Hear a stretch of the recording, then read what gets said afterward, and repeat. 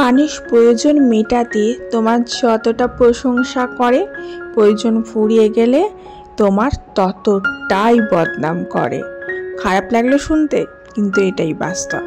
যখন কোনো প্রয়োজন থাকবে, যখন কাজ থাকবে, তখন তোমার আশেপাশে পাড়া প্রতিবেশী, বন্ধু বান্ধব, আত্মীয় স্বজন, এমনকি তোমার নিজের লোকজন পর্যন্ত এত প্রশংসা তোমার করবে যেন তোমার পা ধুয়ে জল খাবে, এবং প্রয়োজন মিটে গেলে 2 সেকেন্ড ভাববে না তোমাকে ছুঁড়ে ফেলতে।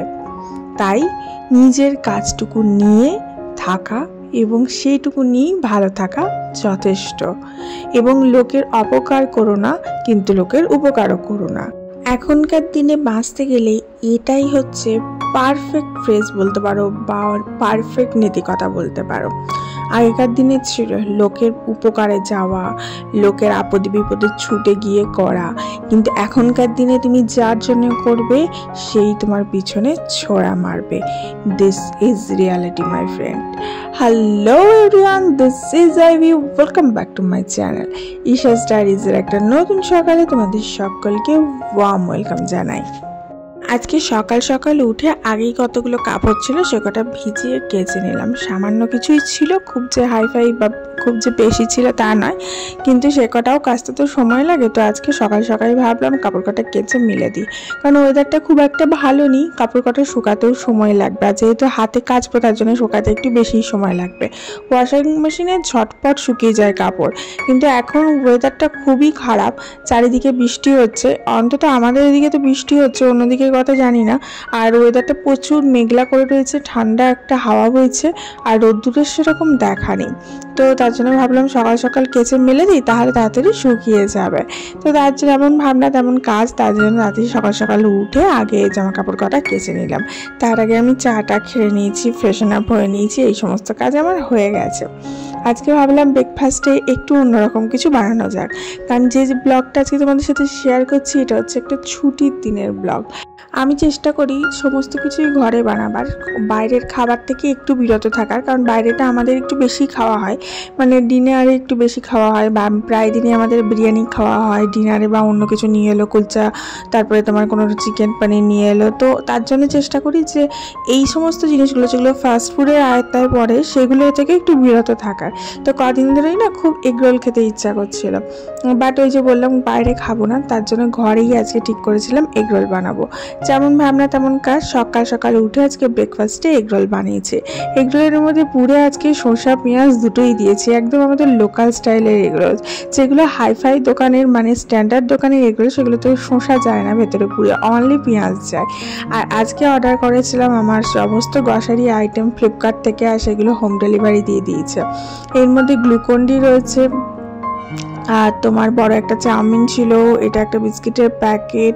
এগুলো রাজ্যের গরম মশলা অর্ডার করেছে আমার বর, কারণ ও মাংস রাঁধে তো খুব গরম মশলা ইউজ করে, আমি অতটা ইউজ করি না। বাসন মাজার ডিশওয়াশ বার ছিল, লিকুইড সার্ফ রয়েছে, এদিকে কাজু রয়েছে, এটা রয়েছে কিশমিশ মুখের গ্লেজ বাড়াবার জন্যে, আর যাবতীয় ডাল মশলাপাতি রয়েছে। এটা একটা বড় ঘি অর্ডার করা হয়েছে, বড় চা পাতা অর্ডার করা হয়েছে, এই সমস্তগুলো অর্ডার করেছি। তবে এবারে কিন্তু না ওই 1 টাকার তেলটা দেয়নি। অন্যবার আমরা এইগুলো অর্ডার করলে আমাদের এইগুলোর সাথে 1 টাকার একটা তেল দেয়, বড় 500 একটা তেল পাই 1 লিটারের ফ্রি, যেহেতু অনেক টাকার বাজার হয়। কিন্তু এবারেও বেশ ভালো টাকারই বাজার হয়েছে, প্রায় 2,5-3 হাজার টাকার মতো বাজার এসছে, কিন্তু তাতেও কিন্তু দেয়নি। যাই হোক, এখানে একটা বড় গ্লুকন-ডি অর্ডার করেছিলাম। গ্লুকন-ডিটা খুব প্রয়োজন পড়ে আমাদের এই গরমকালে, কারণ আমরা একটু বেশি গ্লুকন-ডি খাই, প্রতিদিন বেশি সে খাই, চেষ্টা করি শরীরটাকে একটু হাইড্রেশনটা মেনটেন করে রাখার। গ্লুকন-ডি নয় লেবুর শরবত খাই, তোমরা তো জানোই যারা আমার ব্লগ দেখো। তো একটা বড় গ্লুকন-ডি অর্ডার করেছিলাম, এটা আমি পরে আজকে রাখবো কৌটোর মধ্যে। এখন এই ডালটা আজকে নিচ্ছি, এটা হচ্ছে তোমার মুসুর ডাল। আমি এখান থেকে সমস্ত কিছু অর্ডার করি, শুধু চিনিটা বাদে। চিনিটা আমি কিন্তু লোকাল মার্কেট থেকে তুলি।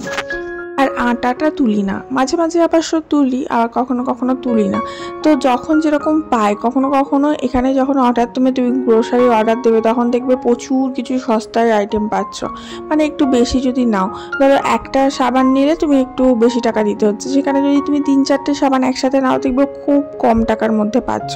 যেমন ফিনাইল, আমরা ছোটো বোতলে ফিনাইল কিনি রেগুলার প্রতি মাসের জন্য, কিন্তু আমি কি করি এখানে বড় একটা জার কিনে নিই, একদম খুব কম সস্তায় পাওয়া যায়। যাই হোক, তোমরা ট্রাই করে দেখতে পারো। ফ্লিপকার্ট তো এখন সবার ঘরে ঘরে প্রত্যেকটা মোবাইলেই অ্যাভেলেবেল আছে, আর ফ্লিপকার্ট গ্রসারিতে অনেক কিছু সস্তা পাওয়া যায়। সব থেকে আমার ভালো লাগে যেটা, ওটা ওই তেলটা যেটা পাই ফ্রিতে, অনেক বড় একটা তেল আমি ফ্রিতে পেয়ে যাই। যাই হোক, এরপরে চলে এসেছি, বিছানাটা আজকে বাগানোই হয়নি, মানে উঠেছি নিয়ে আর গা করা হয়নি, যেহেতু ছুটির দিন। তারপরে একটার পর একটা কাজ টাজ চলছে, এই করতে করতে আর বিছানাটাই বাগানো হয়নি। বিছানা বাগানোর মধ্যে আমার মনে হয় সব থেকে টাফ জব হচ্ছে মশারিটা গোছানো। মশারি সবাই গোছাতে পারে না, অনেকের অনেক প্রবলেম হয়। তো আমি যেটা করি, যেভাবে আমার সুবিধা হয়, যে মশারিটা আমি গোটাটা খুলে দিই না, এরকম একটা খুঁট লাগিয়ে রাখি। একটা খুঁট লাগিয়ে রাখলে সেটাকে ধরে, মানে সেটাকে বেশ করে আমি খুব সুন্দরভাবে মশারিটা গুছিয়ে নিতে পারি। বাট যদি গোটাটা খুলে দিই তখন আবার গোটাটা ভাঁজ করতে একটু সমস্যা হয়। বাট যেহেতু ভাঁজটা শিখে নিয়েছি খুব ছোটোবেলা থেকেই, অভ্যাস হয়ে গেছে, তার জন্য কোনো অসুবিধা হয় না।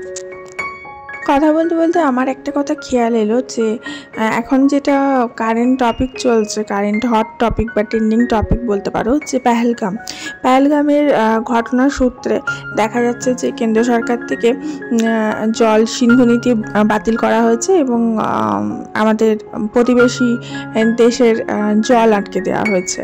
তো আমার ছোট্ট মনে, ছোট্ট মাথায় একটাই কথা স্ট্রাইক করছে, যে একটা নদীর জল আটকে দেওয়া কি অতটাই সোজা? কত দিনই বা আটকে রাখতে পারবে? 2 দিন পরই বর্ষা আসছে, তখন তো খুলতে হবেই, এক্স্যাক্টলি খুলতে হবে। কত দিন আটকে রাখবে একটা নদীর জল? সেটা কি সম্ভব? একটা নদীকে কি আটকে দেওয়া সম্ভব? নদী কোনো না কোনো দিক দিয়ে তো বইতেই থাকবে। যাই হোক, আর সিন্ধু নদের মতো নদী, মানে বুঝতে পারছো আমাদের বিশাল বড় হিস্ট্রি রয়েছে সিন্ধু নদের। এটা আমার একটা স্ট্রাইক করলো, আই ডোন্ট নো, মনে হলো তোমাদের সাথে শেয়ার করি। যাই হোক, তোমাদের সাথে কথা বলতে বলতে বিছানাটা আমার গোছানো কমপ্লিট হয়ে গেছে। বিছানাটা ওপরে ছেড়ে দিয়ে আমি গুছিয়ে নিলাম আজকে আর গোটা চাদরটা তুলিনি। ন্যাচারালি আমি গোটা চাদরটা তুলে পুরো ঝেড়ে পরিষ্কার করে দিই। আর ওই ডবল কোডিংয়ে চাদর পাতা ওই সমস্ত কিছু আমার দ্বারা হয় না, কারণ আমার বিছানা খুব একটা নোংরা হয় না। এই বিছানা থেকে উঠলাম, এরপরে আমি বিছানায় আর কিন্তু ইউজ করি না, একবারে দুপুরবেলা শোবার সময় সবাই ইউজ করে। এখন সব জায়গায় কমন ব্যাপার হচ্ছে ওয়ার্ক ফ্রম হোম, কিন্তু এটার ক্ষেত্রে সবাই যেটা প্রবলেম করে, মানে নিজের ক্ষেত্রেই যে নিজের প্রবলেমটা ক্রিয়েট করে, সেটা হচ্ছে যে জায়গায় রয়েছে সেই জায়গাতেই কাজ করছে। ধরো ঘুম থেকে উঠলো, বিছানাটা একটু বাগিয়ে নিয়ে ওখানেই বসে পড়লো কাজটা করতে, প্লেসটা চেঞ্জ করে না। আমরা অফিসে গিয়ে কাজ করি কেন? আমাদের মাইন্ডটা ফ্রেশ হয়, 2-4টে লোকের সাথে মিলি, তো সেই ফ্রেশনেসটা ফিল হলে তবে তো কাজের এনার্জিটা বাড়বে। তো তার জন্যে ওই বিছানাতে যেখানে আমি শুলাম, আমি ঘরে 4-5-6 ঘন্টা ধরে ঘুমালাম, সেইখানেই আবার যদি বসে থাকি, তাহলে আমার এনার্জিটা আসবে কোথা থেকে, গ্রো কোথা থেকে করবে? তার জন্যে আমার মনে হয় প্লেসটা চেঞ্জ করা খুব দরকার। তার জন্য আমি বিছানাটা কিন্তু আর ইউজ করি না, আমরা শুধু শোয়ার পারপাসেই ইউজ করি। তার জন্য 2-3টে করে বিছানায় চাদর পেতে রাখা, এ করা, এই সমস্তগুলো করি না। আগে যখন আমি বাপের বাড়িতে ছিলাম, তখন আমার মা 2টো করে চাদর পেতে রাখতো, শোয়ার সময় একটা চাদর তুলে দিত, কারণ আমার ভাই প্রচুর নোংরা করতো, ছোটো ছিল, খুব দুরন্ত ছিল।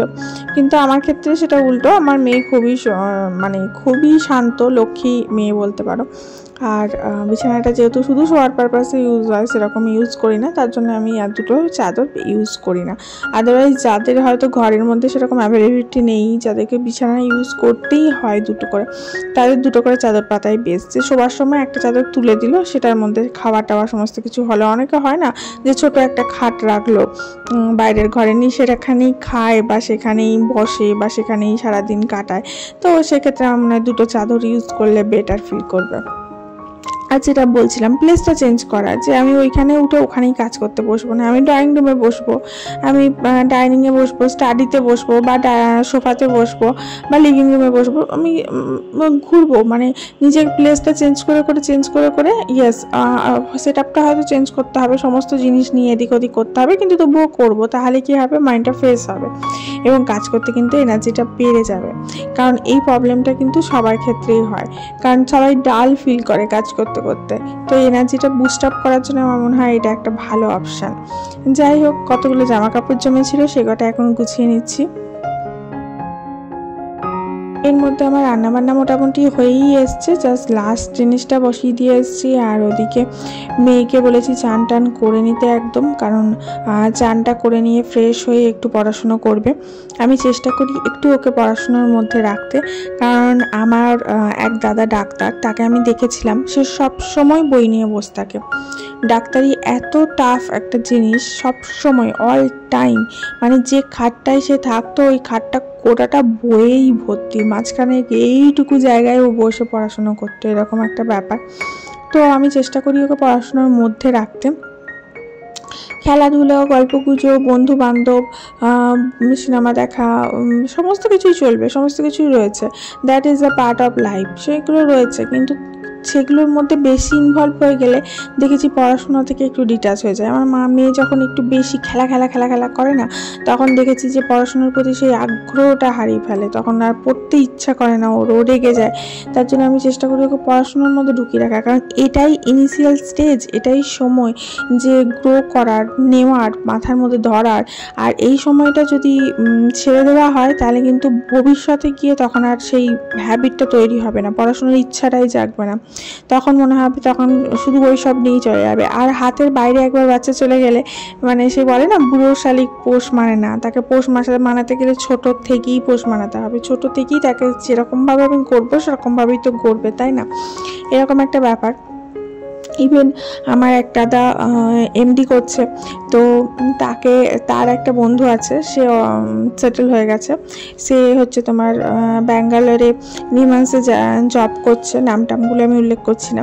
তো সে সাইকিয়াট্রিক ডিপার্টমেন্টে আছে। তো সে তাকে বলেছে তুই এমডি করছিস, তোকে একটা জিনিসই ফলো করতে হবে, যে শুধু বইমুখো হয়ে পড়, সারা দিন পর তুই শুধু উঠবি হচ্ছে বাথরুম করতে, মানে টয়লেটের জন্য একবার উঠবি আর একবার পটি করার জন্য উঠবি, আদারওয়াইজ 110% হোল 24 আওয়ার্সের মধ্যে শুধু বই নিয়ে বসে থাক।